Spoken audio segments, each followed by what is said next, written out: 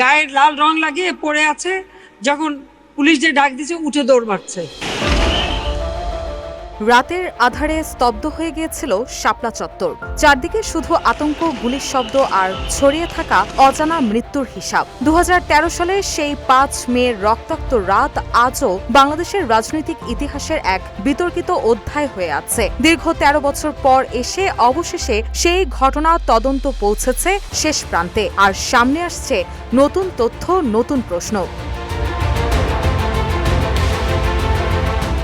2013 সালের 5 মে কওমি মাদ্রাসা ভিত্তিক সংগঠন হেফাজতে ইসলাম ঢাকার মতিঝিলে অবস্থান কর্মসূচি দেয়। ব্লগারদের বিরুদ্ধে ইসলাম ধর্ম নিয়ে কটূক্তির অভিযোগ, নারী নীতির বিরোধিতা এবং 13 দফা দাবি তুলে এই কর্মসূচি দেশজুড়ে আলোচনার জন্ম দেয়। দিনভর উত্তেজনা আর সংঘর্ষের পর রাত নামতেই পরিস্থিতি নেয় ভয়াবহ রূপ। পরবর্তীতে আইনশৃঙ্খলা বাহিনী, পুলিশ, র্যাব ও বিজিবি অভিযান চালিয়ে এলাকা খালি করে। তবে সেই অভিযানের সময় কি ঘটেছিল, কতজন প্রাণ হারিয়েছিলেন, এই প্রশ্নগুলো দীর্ঘদিন ধরেই ছিল অমীমাংসিত।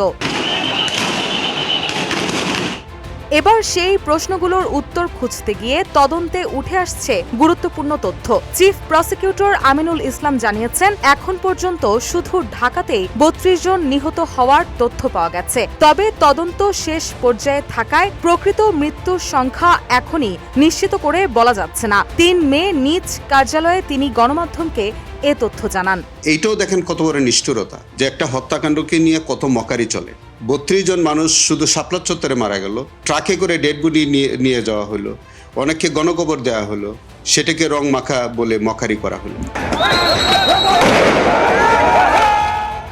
রুশা সুর, নিউজ ডেস্ক, ইত্তেফাক।